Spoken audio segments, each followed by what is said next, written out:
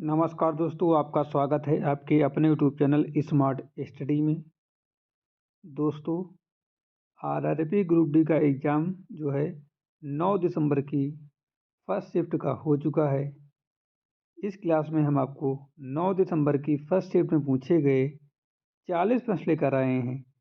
इन 40 प्रश्नों का हम 100% एक्यूरेट सलूशन कराएंगे। ठीक है, 100% एक्यूरेट क्वेश्चन और आंसर कराएंगे। तो आप लोग इस क्लास को अंत तक ज़रूर देखना। क्लास अच्छी लगेगी तो लाइक कर देना। चैनल पर नए हो तो सब्सक्राइब कर लीजिए, बेल आइकन को प्रेस कर लीजिए ताकि आने वाली वीडियो का नोटिफिकेशन सबसे पहले आपको मिल सके। जो लोग अभी तक हमारा टेलीग्राम चैनल ज्वाइन नहीं किए हैं तो वे लोग टेलीग्राम चैनल को ज़रूर ज्वाइन करें। टेलीग्राम चैनल ज्वाइन करने के बाद जिन बच्चों का एग्ज़ाम होता जाए वे बच्चे जितने भी क्वेश्चन याद रहते हैं उस शिफ्ट के क्वेश्चन जो हैं टेलीग्राम चैनल पर भेजें ताकि आगे जिन बच्चों का एग्ज़ाम है उनको वीडियो के माध्यम से बताया जा सके किस प्रकार के क्वेश्चन पूछे जा रहे हैं। ये सारे क्वेश्चन जो हमें प्राप्त हुए हैं, ये 40 क्वेश्चन जो हमें बच्चों के द्वारा ही प्राप्त हुए हैं। बच्चों ने ही 40 क्वेश्चन जो है दिए हैं। किसी ने 1 दिया है, किसी ने 2 दिया है, किसी ने 3, ऐसे करके क्वेश्चन 40 कलेक्ट हुए हैं और इनका हम विस्तृत सॉल्यूशन, फैक्ट, ठीक है, ये सब डिटेल में हम आपको इस क्लास में बताएंगे। तो आप लोग इस क्लास को अंत तक जरूर देखना। टेलीग्राम चैनल की लिंक जो है वो डिस्क्रिप्शन बॉक्स में है, उसे ज़रूर ज्वाइन करना। आज की हम क्लास स्टार्ट करेंगे एक थॉट के साथ।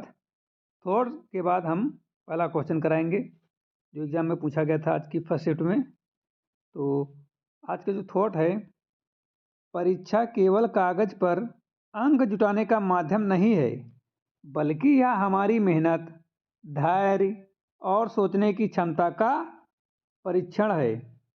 यह हमारे आत्मविश्वास और आत्मशक्ति को परखती है, हमें हमारी कमजोरियों और ताकतों से अवगत कराती है।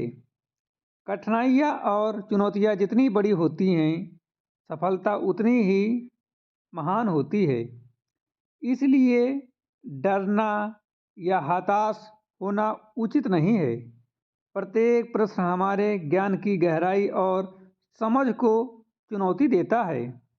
याद रखिए, असफलता अस्थायी है और सीखने का हिस्सा है, जबकि सच्ची सफलता धैर्य और निरंतर प्रयास से आती है।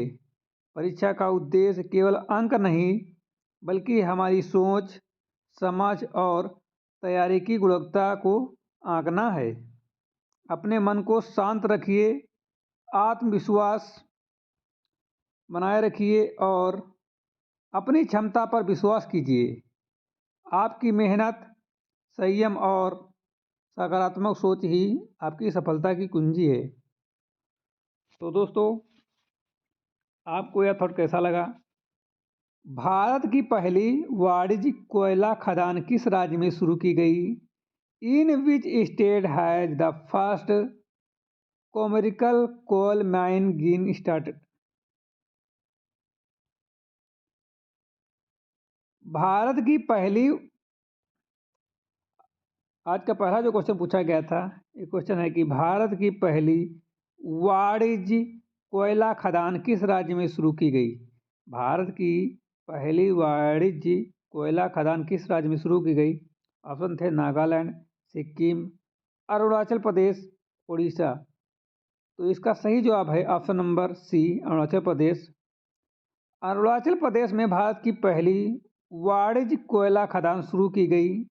यह खदान निजी क्षेत्र की भागीदारी और निवेश को बढ़ावा देने वाली नई नीति का हिस्सा है।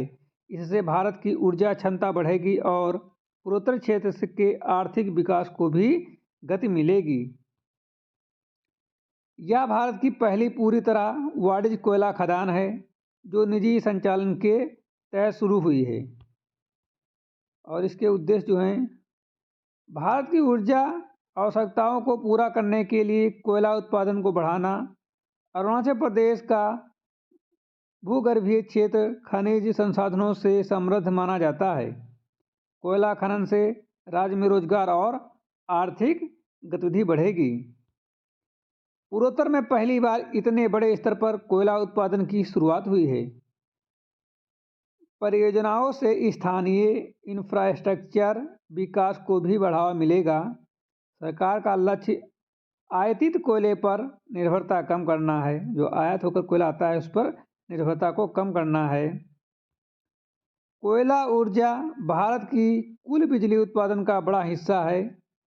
खाद्यान्न पर्यावरण संतुलन को ध्यान में रखते हुए आधुनिक तकनीक से चलाई जा रही है। यह पहल भारत की ऊर्जा सुरक्षा नीति का महत्वपूर्ण कदम है। अगला क्वेश्चन पूछा गया था, जूडो जूनियर विश्व चैंपियनशिप में भारत के लिए पहला पदक किस खिलाड़ी ने जीता? जूडो जूनियर विश्व चैंपियनशिप में भारत के लिए पहला पदक किस खिलाड़ी ने जीता? ऑप्शन थे लवलीना बोरगोहेन और ऑप्शन बी थे लिनथोई चनम्बम और ऑप्शन सी थे पूनम टोकस और ऑप्शन डी थे दिव्या कुमारी। तो इसका जो सही जवाब है कि जूडो जूनियर विश्व चैंपियनशिप में जो है लिनथोई चनम्बम ने जो है पहला पदक जीता। ठीक है, पहला पदक जीता। Option number B is correct. इसका डिटेल सॉल्यूशन जो है, लिनथोई ने भारत के लिए जूडो जूनियर विश्व चैंपियनशिप में इतिहास रचते हुए पहला पदक जीता। यह उपलब्धि भारत के जूडो इतिहास में मील का पत्थर है और मणिपुर की इस खिलाड़ी ने अंतर्राष्ट्रीय मंच पर भारत का परचम लहराया। इंपॉर्टेंट फैक्ट को देख लेते हैं। मणिपुर की युवा जूडो खिलाड़ी हैं और अंडर 20 कैटेगरी में पदक हासिल किया। भारत ने पहली बार जूनियर जूडो विश्व चैंपियन यानी विश्व पदक जीता। भारत ने पहली बार जूनियर जूडो विश्व पदक जीता। जूडो में भारत का अंतर्राष्ट्रीय ग्राफ बढ़ा। उन्हें टॉप स्कीम का समर्थन मिला। इंटरनेशनल जूडो फेडरेशन यह इवेंट आयोजित करती है। यह प्रतियोगिता हर साल होती है। उनका खेल ओलंपिक तैयारी के लिए महत्वपूर्ण है। उनके प्रदर्शन ने देश भर के युवाओं को प्रेरित किया। भारत के लिए जूडो में बड़ा ऐतिहासिक क्षण रहा। अगला क्वेश्चन पूछा गया था कि 2025 की भौतिकी का नोबेल पुरस्कार किसे दिया गया? क्वेश्चन पूछा गया था 2025 का भौतिकी का नोबेल पुरस्कार किसे दिया गया था? Who has been awarded the Nobel Prize in Physics 2025?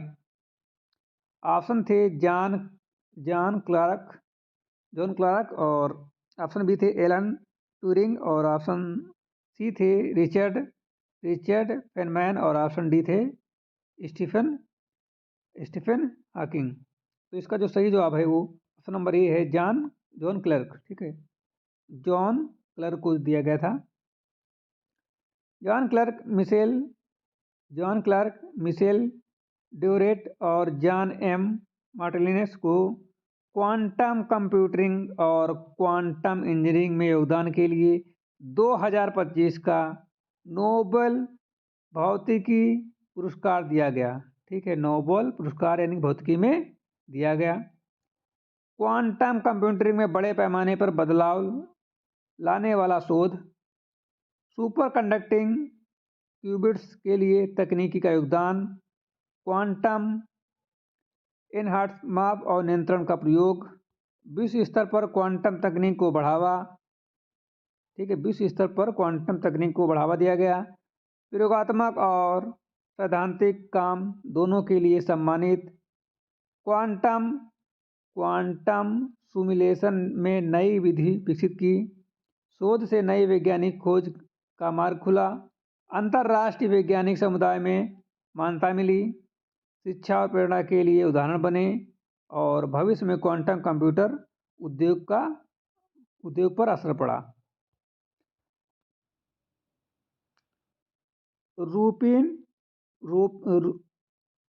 Rupin फोर्टुनाट जाफिसाम्बो किस देश के प्रधानमंत्री बने? तो जो प्रधानमंत्री बने थे वो बने थे मेडागास्कर के। Option number B is correct. Ruphin Fortunat Zafisambo जो है मेडागास्कर का नया प्रधानमंत्री नियुक्त किया गया। यह नियुक्ति राजनीतिक बदलाव और सरकारी पुनर्गठन का हिस्सा है।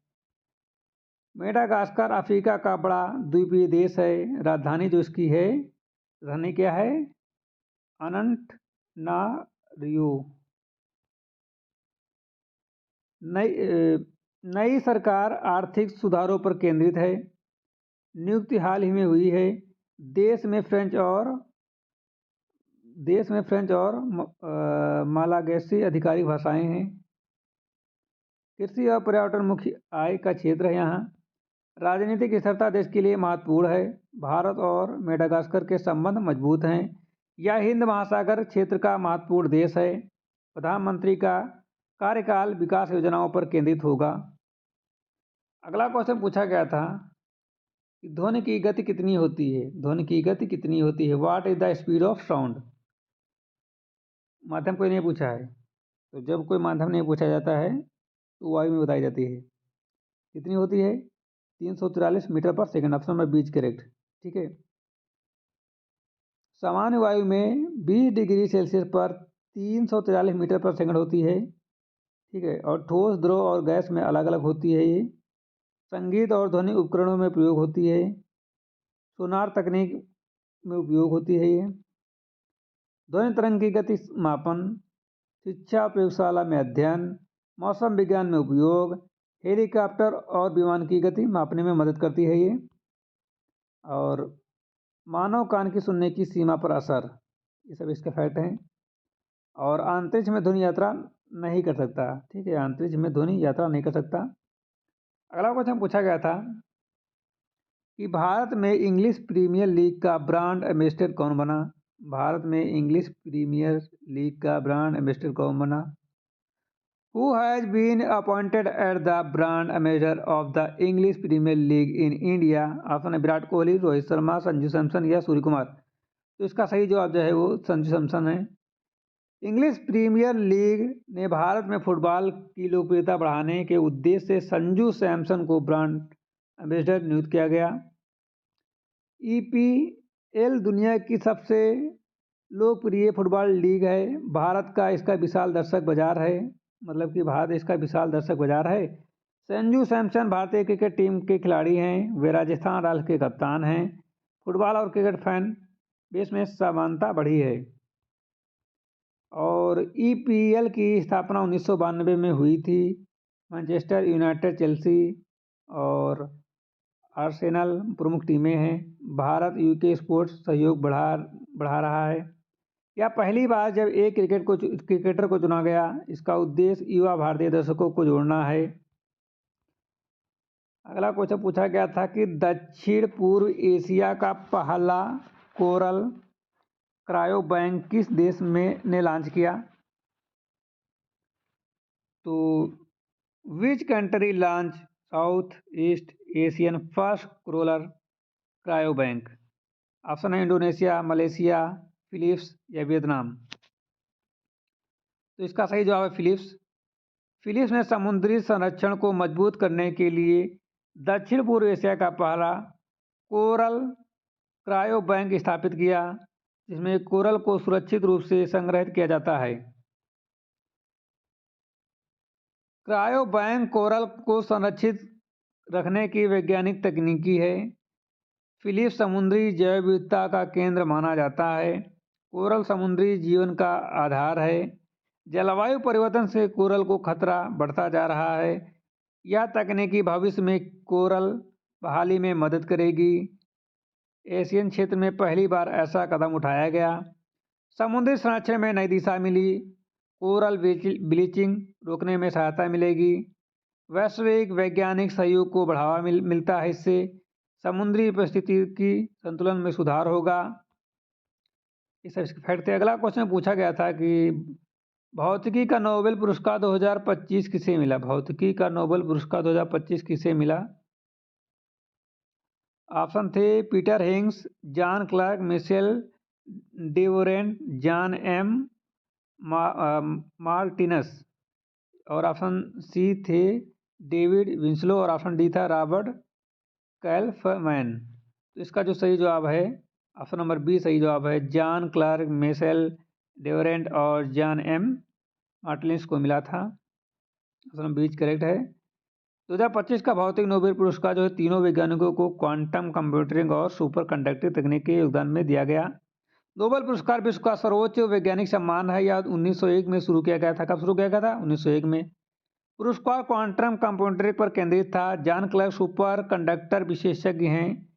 मिशेल डेवरेंट ठीक है याले यूनिवर्सिटी से जुड़े हैं। और मार्टिनेस गूगल क्वांटम प्रोजेक्ट में कार्य कर चुके हैं। यह रिसर्च क्वांटम कंप्यूटर्स के विकास की नींव है। भौतिकी के क्षेत्र में बड़ा योगदान माना गया। पुरस्कार स्टॉकहोम में प्रदान किया जाता है। यह आधुनिक कंप्यूटिंग को आगे बढ़ाने वाला कार्य है। अगला क्वेश्चन पूछा गया था कि IUCN विश्व संरक्षण कांग्रेस कहाँ आयोजित होगी? IUCN विश्व संरक्षण कांग्रेस कहाँ आयोजित होगी? Where will IUCN world conservation congress be held? Option है Paris, Muscat, Abu Dhabi, Doha. तो इसका सही जवाब जो है अबू धाबी है। IUCN विश्व संरक्षण कांग्रेस वैश्विक पर्यावरण नीति निर्धारण का सबसे बड़ा मंच है और अगली बैठक अबू धाबी में होगी। IUCN की स्थापना जो है 1948 में हुई थी। यह विश्व की प्रमुख संरक्षण संस्था है। कांग्रेस हर 4 वर्ष में होती है यहाँ पर ठीक है। अबू धाबी UAE की राजधानी है। कई देशों के विशेषज्ञ इसमें शामिल होते हैं। IUCN रेड लिस्ट दुनिया में प्रसिद्ध है। यह संकटग्रस्त प्रजातियों का रिकॉर्ड रखती है। भारत में इसका सदस्य है। बैठक में जलवायु और जैव विविधता मुख्य मुद्दे होते हैं। यह पर्यावरण नीतियों को दिशा देता है। अगला क्वेश्चन पूछा गया था कि भारत की पहली सहकारी संचालित बायोगैस और पोटाश परियोजना किस राज्य में शुरू हुई? In which state was India first cooperative operated biogas and potash project launch? Gujarat, Madhya Pradesh, Maharashtra, Tamil Nadu 4 option दिए हुए थे। तो इसका जो सही जवाब है वो महाराष्ट्र है। महाराष्ट्र में सरकारी मॉडल पर आधारित पहली संपीड़ित बायोगैस और पोटाश ग्रेन्युअल परियोजना शुरू की गई जो कृषि अपशिष्ट से ऊर्जा और उर्वरक उत्पादन करेगी। यह परियोजना सरकारी संस्था द्वारा चलाई जा रही है। CBG कंप्रेस्ड बायोगैस का उत्पादन किया जाएगा। पोटाश ग्रेन्युअल खेतों में उपयोगी उर्वरक है। किसानों की आय बढ़ाने पर फोकस है। कृषि अपशिष्ट का उपयोग बढ़ता है। ऊर्जा आयात कम करने में मदद मिलती है। पर्यावरण संरक्षण में उपयोगी है ये। और जैव अपशिष्ट प्रबंधन का आधुनिक मॉडल है। ग्रामीण क्षेत्रों में रोजगार बढ़ेगा इससे। और यह ग्रीन एनर्जी का भविष्य। ये सारे फैक्ट हैं। ये फैक्ट हम बता रहे हैं। ये फैक्ट आप लोग याद रखना ठीक है क्योंकि ये सारे फैक्ट हैं। ज़्यादा फैक्ट हम बता रहे हैं। इससे क्वेश्चन बन रहे हैं एग्जाम में। तो क्वेश्चन यहाँ से भी बनेंगे, ध्यान देना। आंसर के साथ साथ फैक्ट भी ध्यान रखना ठीक है। सोल्यूशन के साथ साथ फैक्ट भी ध्यान रखना। अगला क्वेश्चन पूछा गया था नवी मुंबई अंतर्राष्ट्रीय हवाई अड्डे का नया नाम क्या है? What is the new name of Navi Mumbai international airport? ठीक है तो नई मुंबई का जो एयरपोर्ट का नाम है ऑप्शन है छत्रपति शिवाजी एयरपोर्ट और ऑप्शन बी है लोक नेते DB अंतर्राष्ट्रीय हवाई अड्डा। ऑप्शन सी है महात्मा फुले एयरपोर्ट और ऑप्शन डी जो दिया हुआ है अटल बिहारी वाजपेयी एयरपोर्ट। तो इसका जो सही जवाब है लोक नेते DB अंतर्राष्ट्रीय हवाई अड्डा। नवी मुंबई अंतर्राष्ट्रीय हवाई अड्डे का नाम बदलकर लोक नेते दत्ताजी भाऊ यानी कि DB अंतर्राष्ट्रीय हवाई अड्डा रखा गया। DB का फुल फॉर्म दत्ता भाई, दत्ताजी भाऊ। यह महाराष्ट्र का दूसरा बड़ा एयरपोर्ट होगा। नामकरण लोक नेते दत्ताजी भाऊ के सम्मान में हुआ। इससे मुंबई एयर ट्रैफिक कम होगा। और क्या कम होगा? और क्या होगा इससे? CIDCO परियोजना विकसित कर रहा है। ये अत्याधुनिक टर्मिनल डिजाइन है। 20+ मिलियन यात्री क्षमता है इसमें। अंतर्राष्ट्रीय और घरेलू उड़ानें दोनों चलेंगी इसमें। मल्टी लेयर ट्रांसपोर्ट नेटवर्क बनेगा, क्षेत्रीय आर्थिक विकास बढ़ेगा, इससे भारत के मेगा इंफ्रास्ट्रक्चर प्रोजेक्ट में शामिल होगा। अगला क्वेश्चन पूछा गया था, हाइड्रोजन बंध क्या है? What is the hydrogen bound? Option है प्रोटॉन का आदान प्रदान, ऑप्शन बी है हाइड्रोजन और इलेक्ट्रॉन का आंशिक आकर्षण, और ऑप्शन सी है हाइड्रोजन का आयनिक बंध, और ऑप्शन डी है कोबाल्ट बंध। तो हाइड्रोजन, इसका सही जो ऑप्शन बी हाइड्रोजन और इलेक्ट्रॉन का आंशिक आकर्षण है। इसके फैक्ट देख लेते हैं। पानी के गुणों का कारण है उच्च उबलांक और गलनांक इसका होता है। प्रोटीन और डीएनए संरचना में है इसके। आणविक स्थिरता में योगदान देता है। जैव रसायन में महत्वपूर्ण भूमिका निभाता है। और बायो मॉलिक्यूल्स को स्थिर बनाता है। रसायन और भौतिकी में अध्ययन किया जाता है इससे। शिक्षा में प्रयोग होता है, शिक्षा में प्रयोग किया जाता है इस फैक्ट से। और जीव विज्ञान में आवश्यक है, या जीव विज्ञान में आवश्यक है, या जीवन विज्ञान में आवश्यक है। तापमान और घनत्व पर प्रभाव पड़ता है इससे। इसके फैक्ट थे, फैक्ट याद रखना जरूर। अगला क्वेश्चन पूछा गया था कि भारत का एकमात्र मंड ज्वालामुखी कहाँ स्थित है जिसमें 20 साल बाद विस्फोट हुआ? भारत का एकमात्र मंड ज्वालामुखी कहाँ स्थित है जिसमें 20 साल बाद विस्फोट हुआ? Where is India only mud volcano located that erupted after 20 years? Option है लक्षद्वीप, अंडमान निकोबार, गुजरात, राजस्थान। ये 4 ऑप्शन दिए हुए हैं। तो इसका जो सही जवाब है अंडमान निकोबार है। भारत का एकमात्र सक्रिय मड ज्वालामुखी अंडमान निकोबार की बाराटांग द्वीप में है। कहाँ है? बाराटांग द्वीप में है, जिसमें 20 वर्ष बाद गतिविधि देखी गई। कितने वर्ष बाद? 20 वर्ष बाद गतिविधि देखी गई। यह इंडिया का एकमात्र मड वोल्केनो है।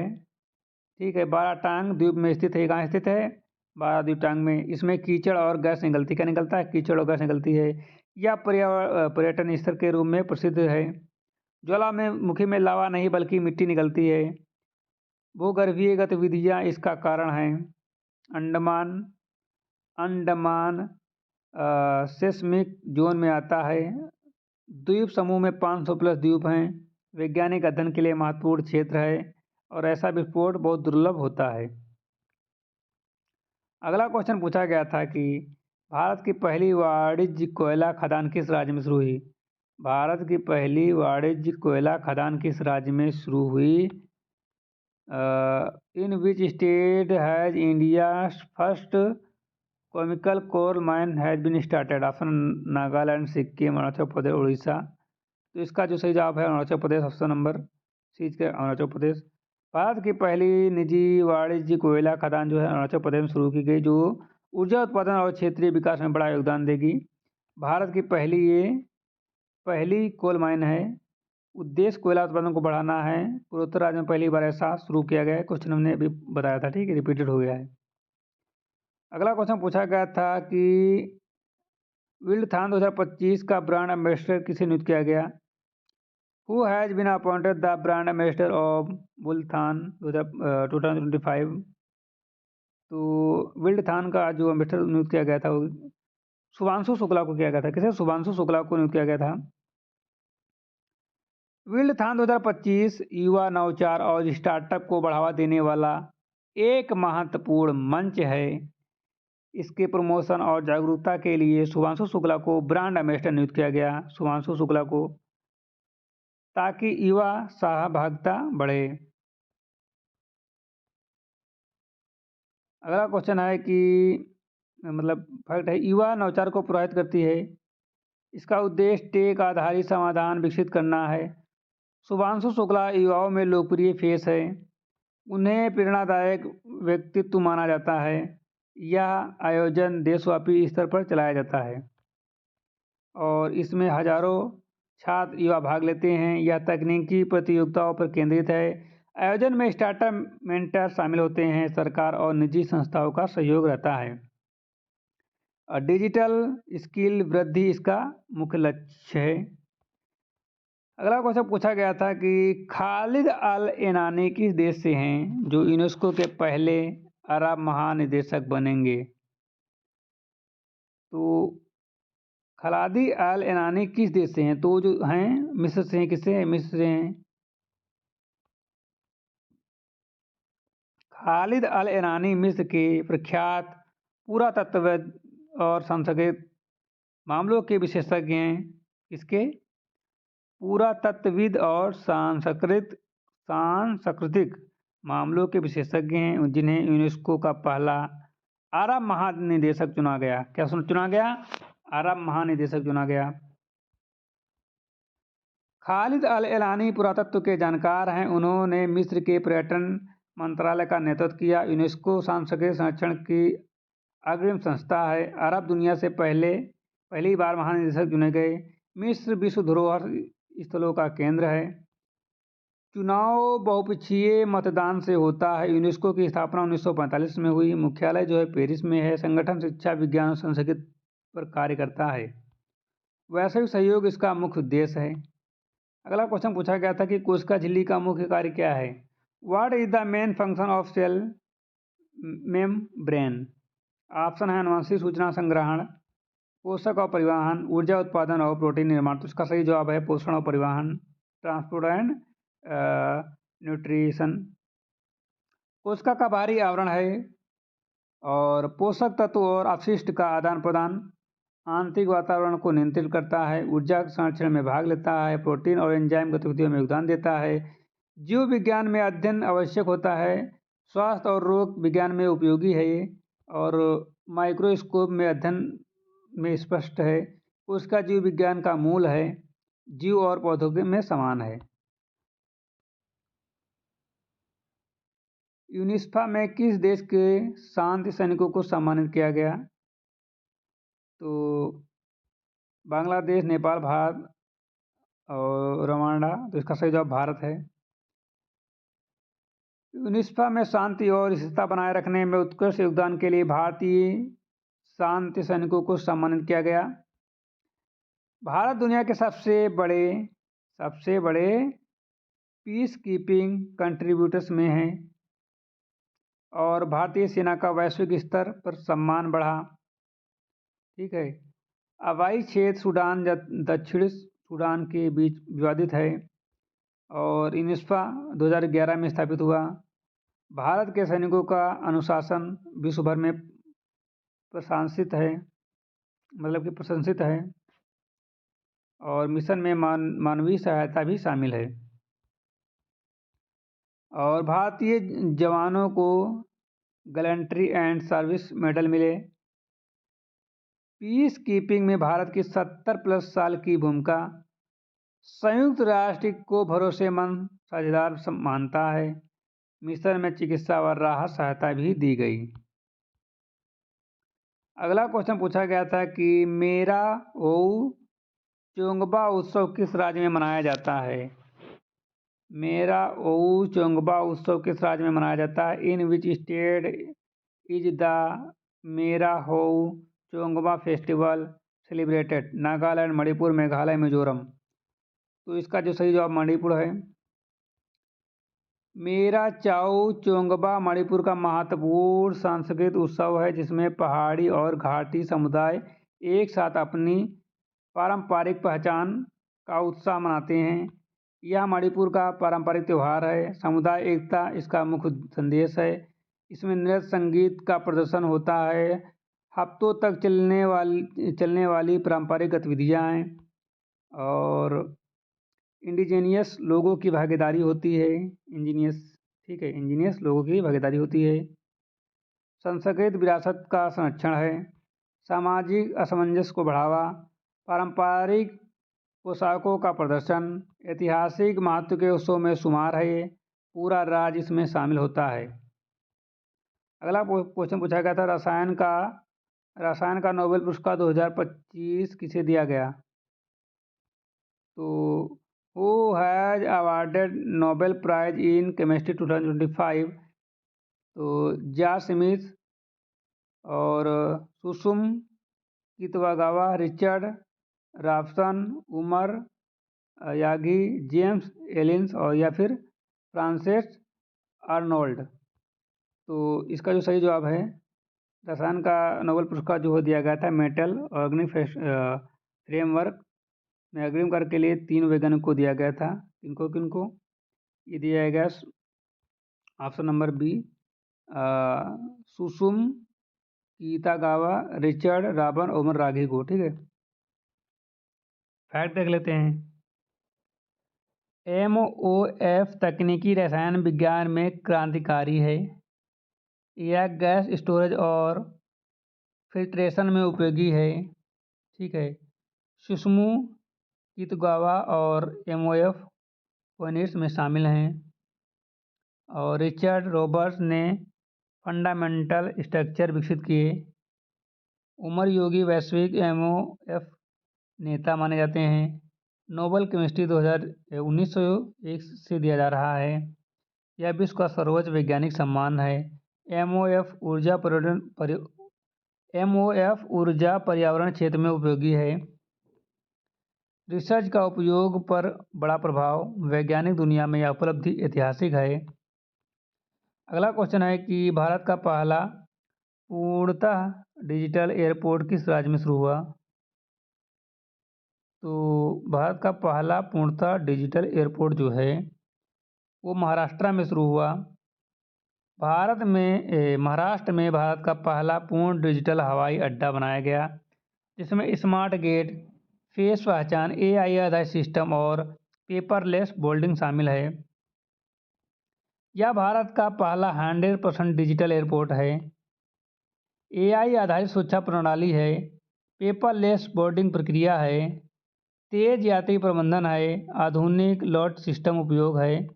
हवाई अड्डे की दक्षता में वृद्धि हुई है। ऊर्जा प्रभावी मॉडल है। डिजिटल इंडिया का बड़ा कदम है। राज्य की तकनीकी क्षमता का प्रदर्शन है। राष्ट्रीय विमानन ढांचे को मजबूती देता है। इंडिया मोबाइल कांग्रेस के 9वें संस्करण का उद्घाटन कहाँ किया गया? Where was the 9th edition of Indian mobile congress inaugurated? Option Mumbai, Bengaluru, New Delhi, Hyderabad. तो इसका सही जवाब है New Delhi. Option number C correct, New Delhi. Bharat की पहली बड़ी डिजिटल टेक एवं 5G प्रदर्शनी IMC 2025 का उद्घाटन नई दिल्ली में हुआ, जिसमें टेक कंपनियां और स्टार्टअप शामिल हुए। एशिया का सबसे बड़ा डिजिटल इवेंट है।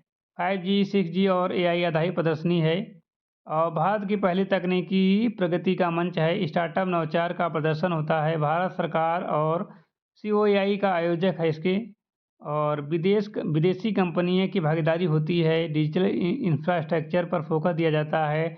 नया टेक इकोसिस्टम का निर्माण किया जाता है। युवा उद्यमियों को अवसर दिया जाता है। राष्ट्रीय टेक्नोलॉजी मिशन का समर्थन करता है। अगला क्वेश्चन पूछा गया था कि ईरानी कप 2025-26 का विजेता कौन है या कौन बना? ईरानी कप 2025-26 का विजेता कौन बना? Who on the Irani cup 2025-26 title? Mumbai, Saurashtra, Vidarbha या कर्नाटक? इसका सही जवाब विदर्भ है। Option number C correct, Vidarbha. Vidarbha ने साधारण प्रदर्शन करते हुए ईरानी कप 2025-26 का खिताब जीता। यह भारत की प्रतिष्ठित घरेलू क्रिकेट प्रतियोगिता है। ईरानी का BCCI का बड़ा टेस्ट फॉर्मेट मैच है। ठीक है, और रजनी चैंपियंस बनाम रेस्ट का इंडिया। ठीक है, रणजी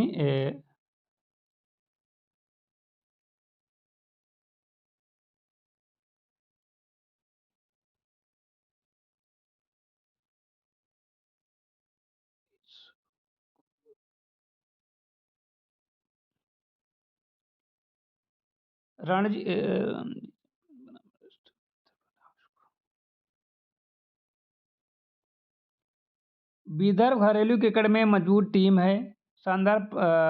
लगातार यहाँ से ईरानी कप BCCI का बड़ा टेस्ट फॉर्मेट मैच है। रणजी चैंपियंस बनाम रेस्ट ऑफ इंडिया। विदर्भ घरेलू क्रिकेट टीम में मजबूत टीम है। ठीक है, विदर्भ घरेलू क्रिकेट में मजबूत टीम है और लगातार शानदार गेंदबाजी रही इसकी। युवा खिलाड़ियों का प्रदर्शन शानदार रहा इसमें और टेस्ट संभावनाओं की परीक्षा हुई। पुरानी परंपरा वाली प्रतियोगिता। टीम संयोजन उच्च स्तर का था। इसका था उच्च स्तर का था। घरेलू क्रिकेट को मजबूत बनाता है ये। और क्रिकेट प्रतिभाओं को खोजने का मंच है ये। अगला क्वेश्चन पूछा गया था, शास्त्रा रामानुजी पुरस्कार शास्त्र रामानुजन पुरस्कार 2025 किसे दिया गया? हु विल रिसीव द शास्त्रा रामानुजी प्राइज 2025? तो इसका जो सही जवाब है वो है एलेक्जेंडर स्मिथी। ठीक है, Alexander Smithy, option number B is correct. Sastra Ramanujan prize युवा गणितज्ञ को दिया जाने वाला विश्व स्तरीय सम्मान है। 2025 का पुरस्कार एलेक्जेंडर स्मिथ को नंबर थ्योरी में उनके उत्कृष्ट योगदान के लिए मिलेगा। यह पुरस्कार 32 वर्ष से कम उम्र के गणितज्ञ को श्रीनिवास रामानुजी की स्मृति में दिया जाता है। ठीक है, स्मृति का योगदान नंबर थ्योरी में है और शास्त्र यूनिवर्सिटी द्वारा यह प्रदान किया जाता है। विश्व के शीर्ष युवा पुरस्कारों में शामिल है। गणित में नवाचार को प्रोत्साहित करता है और चयन कठोर मापदंडों पर आधारित है और वैश्विक स्तर पर सम्मानित किया जाता है और भारतीय विरासत का प्रमोशन करता है। ये रिसर्च आधारित योगदान को बढ़ावा देता है। अगला क्वेश्चन पूछा गया था कि 69वें राष्ट्रीय स्कूल खेलों का उद्घाटन कहाँ हुआ? Where the 69 national school games inaugurated? Punjab, Rajasthan, Jammu Kashmir, Uttarakhand. इसका सही जवाब जो है वो जम्मू एंड कश्मीर है। 69 राष्ट्रीय स्कूल खेलों का उद्घाटन जम्मू कश्मीर में किया गया, जिसका उद्देश्य स्कूली स्तर पर खेल प्रतिभाओं को राष्ट्रीय मंच देना था। स्कूल खिलाड़ियों का सबसे बड़ा योगदान राष्ट्रीय आयोजन है। ठीक है, स्कूली खिलाड़ियों का सबसे बड़ा राष्ट्रीय आयोजन है। विभिन्न खेल विधायक इसमें शामिल हैं। युवा खिलाड़ियों की पहचान होती है। जम्मू और कश्मीर में बड़ा आयोजन होता है और खेल इंफ्रास्ट्रक्चर को बढ़ावा मिलता है। राष्ट्र एकता और खेल भावनाओं, छात्र खिलाड़ियों का उत्साह होता है। खेल संस्कृति को मजबूती मिलती है। फिट इंडिया मिशन के समर्थन हैं ये और भविष्य के राष्ट्र खिलाड़ी की तैयारी हैं। अगला क्वेश्चन पूछा गया था, मेरा हाउ चोंगबा उत्सव किस राज्य में मनाया जाता है? मेरा how Chongba festival is celebrated in which state? Nagaland, Assam, Manipur, Meghalaya. तो इसका जो सही जवाब है वो है मणिपुर।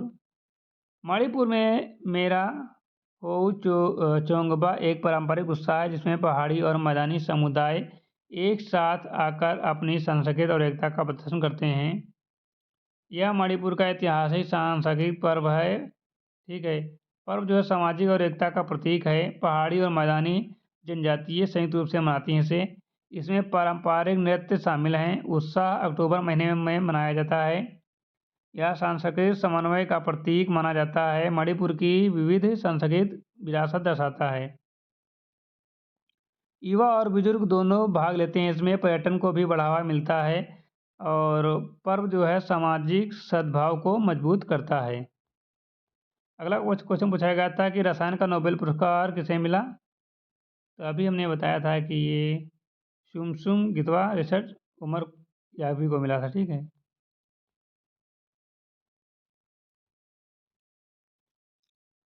तो आज की क्लास यहीं पर समाप्त होती है। यदि आपको क्लास अच्छी लगी हो तो लाइक कर देना। चैनल पर नया हो तो सब्सक्राइब कर दीजिए, बेल आइकन को प्रेस कर दीजिए ताकि आने वाली वीडियो का नोटिफिकेशन सबसे पहले आपको मिल सके। जो लोग अभी तक स्मार्ट स्टडी यूट्यूब चैनल को सब्सक्राइब नहीं किया, सब्सक्राइब कर लीजिए।